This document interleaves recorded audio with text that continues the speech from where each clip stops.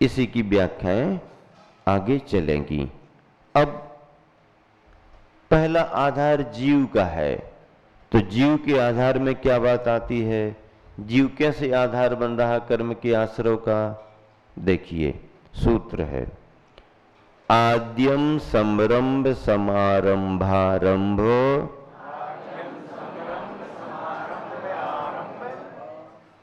नहीं फिर से अच्छे से पढ़ो मिला के, आद्यम संरंभ समारंभारंभ,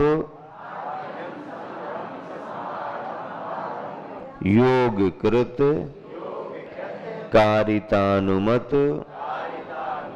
कसाय विशेषैष, त्रिस त्रिस त्रिश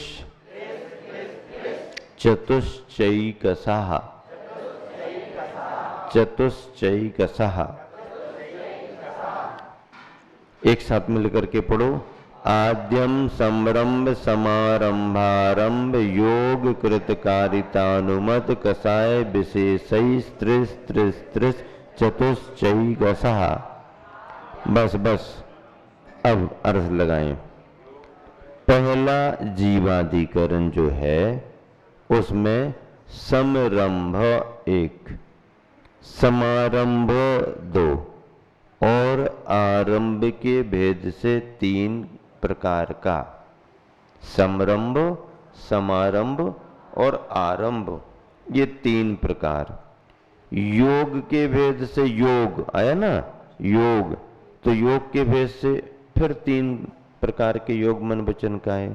फिर कृत, कारित, अनुमत यानी अनुमोदना के भेद से 3 प्रकार का, समरंभ समारंभ आरंभ 3, योग 3, कृतकारितानुमत 3 और चतुः कसायः, चतुः कसायः। इन सबको मिलाएं, कैसे मिलेंगी ये, 3 गुण 3 गुण 3 गुण 4, समरंभ समारंभ आरंभ, मन बचतन कीने प्रारंभ, कृत कारित मोदन करिके, क्रोधादि चतुष्टय धरिके। 108 आलोचना पाठ में पढ़ते हो ना, ऐसे 108। अब संरंभ किसे कहते हैं, हिंसादि पापों के करने का मन में संकल्प करने को संरंभ कहते हैं। अभी केवल आपने संकल्प किया है, केवल विचार किया है, इसको संरंभ, केवल विचार करने मात्र को मैं ऐसा करूंगा ये तय करने को संरंभ कहा।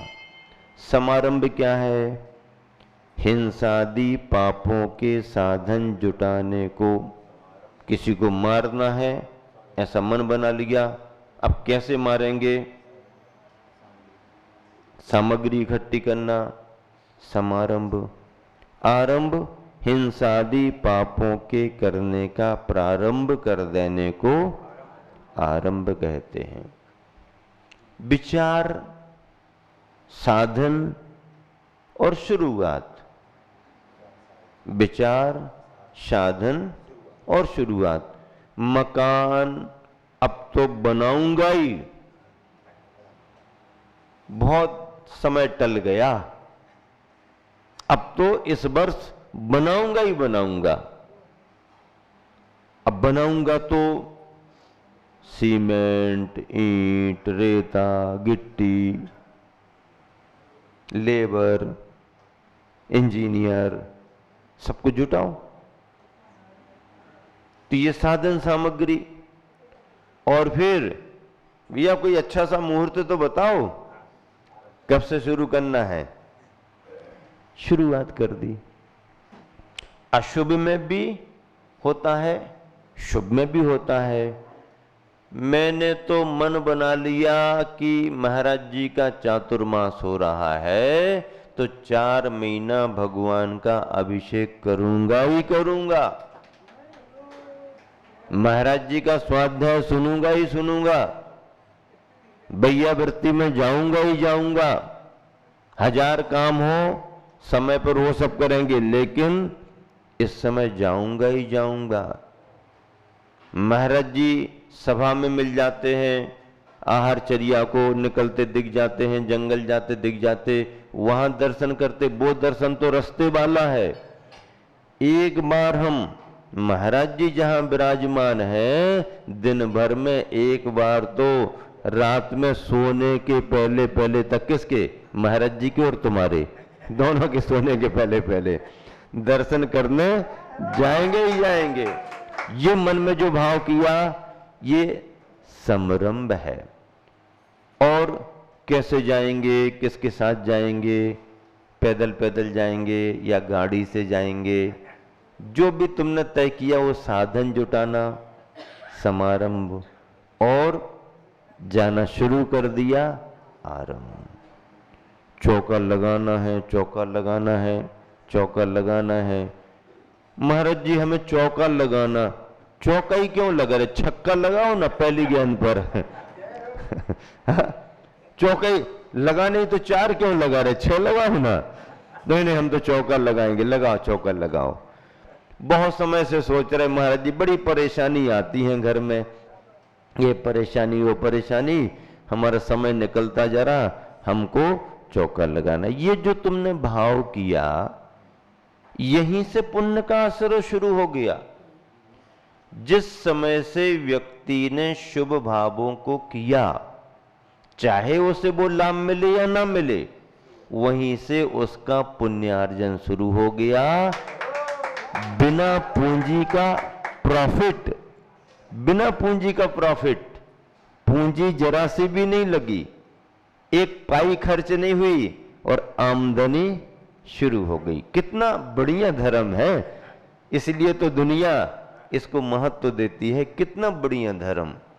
एक पैसा भी नहीं लगा पाए, केवल भाव बनाना शुरू किए कि हमको धर्म का ऐसा काम करना, हमको अपने जीवन में एक बार मंदिर बनाना, हमको अपने जीवन में एक बार शिखर बनाना, हमको अपने जीवन में एक बार शिखर पर कलश रखना, हमको अपने जीवन में अपने परिवार के नाम पर बड़ी ना सही तो ना सही, छोटी से छोटी एक बार प्रतिमा तो विराजमान कराना ही कराना। अभी से भावना भाना शुरू करो। भैया कहाँ मौका मिलेगा? मौका मिले या ना मिले, भाव भाने में नुकसान क्या है? शांति धारा की बोली हमने ली, फिर सबके नाम क्यों बोल दिए महाराज जी ने? अब जितने नाम बोले उतने हम पैसे काट देंगे, कम कर लेंगे। अरे नहीं नहीं, हमने बोली ली है, हमारा अकेला नाम बोलना चाहिए। फिर सकल दिगंबर जैन समाज और जैन जैनेतर बंधु और ये त्यागी वृत्ति और वो त्यागी वृत्ति और ये बीमार हो विकलांग, इन सबको काय को ले ली हमारी शांति धारा में? अरे भैया, तेरी बोली है वो तो मुझे भी मालूम है, तेरा नामोल्लेख हो गया, तेरे को ये भी मालूम है। अब तेरे उसके साथ में यदि हम और 2 4 10 लोगों की भावना भाले तो तुम्हें नुकसान ही क्या है? नहीं नहीं, हमने बोली ली, हमारा ही नाम होना। तुम्हारी बोली पर तुम्हारा नाम छूट जाता तो तुम कहते कि अब जमा करें कि नहीं करें, हमारा तो नाम ही नहीं बोला। तुम्हारा नाम छूट जाए तो तुम कह सकते हो हमारा क्यों छूट गया? जरा बोलो, अच्छे से बोल दो, जोर से बोल दो, हाँ, उतनी भावना चल सकती। लेकिन हमारे नाम के साथ तुमने और 4 नाम क्यों बोल दिए? अरे भाई, यही तो हमारा धर्म है। इसी जैन धर्म की विशेषता को तो दुनिया महत्व देती है कि देखो, मंदिर में श्रावक अपना कीमती समय निकाल करके पूजा पाठ कर रहे हैं, अपनी सामग्री चढ़ा रहे हैं, अपना दान दे करके धर्म का लाभ ले रहे हैं। लेकिन उस अपने लाभ को लेने के साथ साथ सारी समाज मिलकर के पूरी समाज का भाव करती है, जैनेतर बंधुओं का भाव करती है, दीन दुखी जीवों का स्मरण करती है और विश्व शांति की कामना से शांति धारा में उल्लेख करते हैं और अर्घ्य चढ़ाते। यही तो हमारा विश्व धर्म है। कोई अतिरिक्त थोड़ी लगा, वही पानी है, वही कलश है, वही समय है, वही मंत्र है, और क्या। लेकिन उसी में हम कितने विस्तृत हो गए। इस भावना ने हमारे को पूरी दुनिया का बना दिया। अपने मंदिर में बैठ करके हम अपनी क्रिया में पूजा करते करते हो बे सारी प्रजा को सुख। अरे सामग्री तुमने चढ़ाई, समय तुमने निकाला और प्रजा को सुख हो? नहीं नहीं, हो बे सारा सुख मुझे, किसी को बिल्कुल भी ना मिले। ऐसे ऐसा बनो, शांति विसर्जन पाठ बना लो, है ऐसा करेंगे? नहीं, हमको तो संतोष है, क्योंकि हमने धर्म का कार्य किया तो हमारे को तो लाभ होगा ही होगा, हमारा तो भला होगा ही होगा। लेकिन अपनी भलाई के साथ साथ यदि और सबकी भलाई हो जाए तो इसमें बुराई क्या है? यही तो जैन धर्म की विशेषता है। तो इस तरह से जैन धर्म भाव प्रधानी है। आपने चौका अभी नहीं लगाया, लगाने की आपको अनुकूलता भी नहीं है, लेकिन भाव भाना शुरू किया तो चौका लगाने जैसा पुण्य भी आपको मिलना शुरू होगा। रामचंद्र जी सीता ने आहार दान दिया, दिया कि नहीं दिया? कहां पर दिया? अयोध्या नगरी में तो कई बार दिया होगा, लेकिन अयोध्या नगरी की चर्चा क्या करना, वो तो महलों में रह करके दिया। लेकिन चर्चा तो उसकी करना जहां साधन नहीं थे, जहां सुविधाएं नहीं थी, और वहां भी महाराज का पड़गाहन करके आहार दान दिया। और एक नहीं, दो दो महाराज जी। कौन से वन में? दंडक वन में, वनवास के काल में दंडक वन में, दंडकारण्य, सुनसान निर्जन घनघोर जंगल पर, वहां भी धर्म का पालन करते हुए शुद्ध भोजन तैयार करके शुद्ध भोजन ग्रहण करते थे। जंगल में भी शुद्ध भोजन करते थे, जो सामग्री ग्रहण योग्य होती थी उसी को ग्रहण करते थे। और फिर जब महाराज जी का योग बन गया उनको भी दिया। तो देने वालों ने आहार दान दिया, लेकिन देखने वाले जटायु पक्षी ने क्या किया? पड़गाहन किया था क्या उसने? चौका लगाया था क्या उसने? उसको विधि मालूम थी क्या? नहीं, वृक्ष पर बैठे बैठे बैठे बैठे देख देख करके उसके मन में शांत भाव आने लगे। ओह, कितनी शांत मुद्रा है, ये भी कितने प्रसन्न है, ये देते हैं, दे रहे हैं, वो ले रहे हैं, कोई शोर शराबा नहीं, कितना सौम्य वातावरण है। वो पक्षी पंचेंद्रिय था, मन था, विचार करने लगा। और विचार करते करते उस मुद्रा को देखते देखते, मुनियों को देखते देखते उसको अपने अतीत भवों का स्मरण हो आया। क्या? अतीत भवों का स्मरण हो आया। अतीत भव में क्या था? वो राजा था, दंड नाम का राजा था। उस दंड नाम के राजा से ही उस जंगल का दंडकारण्य नाम पड़ा था, राजा था। लेकिन उसे किसी ने भड़का दिया और राजा क्रोध में आकर के उसने मुनियों पर उपसर्ग किया था, घानी में पेलने का उसने दुष्कृत्य किया था, घोर हिंसा की थी, श्रमणों के लिए उसने ऐसा काम कराया था। और वो उसको ख्याल में आ गया कि मैंने तो अपने अतीत के भवों में अरे इतना बड़ा अनर्थ कर दिया था।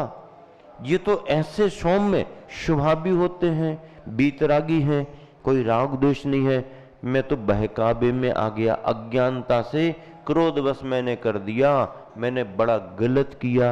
अब पश्चाताप कैसे करें, पश्चाताप शुद्धिकरण कैसे करें? उस चौके में तो जा नहीं सकते हैं। अब क्या कर सकते हैं? तो नजर पड़ गई चरणों का प्रक्षालन गंधोदक रखा हुआ है, चलो ऊपर से उड़ा, हेलीकॉप्टर उसका उड़ा, लैंडिंग कर रहा है। कहां पर? गंधोदक पर। और गंधोदक के पास बैठ करके पंखों से गंधोदक लेके शरीर पर लगा रहा। आप विचार तो करो, पंखों से गंधोदक शरीर पर डाल रहा। और पद्म पुराण में लिखा है, आचार्य रविसेन महाराज ने, भगवान की वाणी है कि फिर उसके भावों के प्रभाव से गंधोदक उसके शरीर पर इतना असरकारी होगा कि वो काले काले रंग का जटायु पक्षी धीरे धीरे सोने की आभा में बदलने लगा। पुण्य भावों से शरीर में परिवर्तन आ जाता है। हाँ, अपने पुण्य भाव हमारे शरीर को पूरा बदल सकते हैं, भावों की विशुद्धि, परिणामों की। और विज्ञान भी इस बात को स्वीकार करता है। आप क्रोध करो अंदर से, आपका चेहरा कैसा होने लगेगा है? आपने सफेद सफेद पाउडर तो लगाया था बहुत, फिर सफेदी की जगह लाल क्यों दिख रहा? क्योंकि अंदर से क्रोध आ गया। क्रोध आ गया तो आपके चेहरे पर आ जाएगा। इस तरह से अंदर क्रोध आता है तो लाल लाल दिखने लगता है, और जब अंदर साम्यता का भाव आता है तो चेहरा कितना प्रशांत दिखता है, प्रसन्न दिखता है।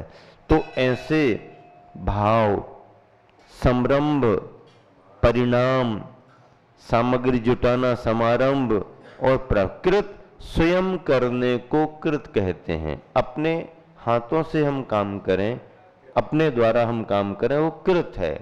कारित दूसरे से कराने को कारित कहते हैं। अनुमत, अनुमोदना, दूसरों के द्वारा किए हुए कार्य की सराहना करने को अनुमत या अनुमोदना कहते हैं। आपने चौका लगाया, खुद कृत है। आप नहीं लगा पाए, भैया तुम लोग लगा लो ना, हम तो अभी नहीं लगा पा रहे, आपको अनुकूलता आप कर लो। प्रेरित कर दिया, तुम्हारी प्रेरणा से उसने किया, कारित हो गया। कोई लगा रहा है, भैया देखो उनको तो अनुकूलता है, कितना अच्छा कर रहे, जब हमें अनुकूलता बनेगी हम भी करेंगे। स्वयं कक्षाओं में आना, दूसरों को प्रेरित करना और आने वालों की अनुमोदना करना, कृतकारित अनुमोदना का इस तरह का धर्म है। इन सबको मिलाते हैं, एक एक के तीन तीन भंग बनते हैं, फिर क्रोधादि कसाएं चार मिल जाती हैं। क्रोध, मान, माया, लोभ, इनके परिणामों को और इनकी प्रवृत्ति को हम और आप सब जानते हैं। इस तरह से 108 प्रकार के परिणाम और प्रवृत्ति को लेकर के जो आश्रय होता है, इसको जीव से जोड़ा गया। इसका आधार क्या है? जीव। ये जीवाधिकरण में आएगा। अब अजीवाधिकरण की बात बाद में करेंगे, समय हो गया है, विराम देता हूं। महावीर भगवान की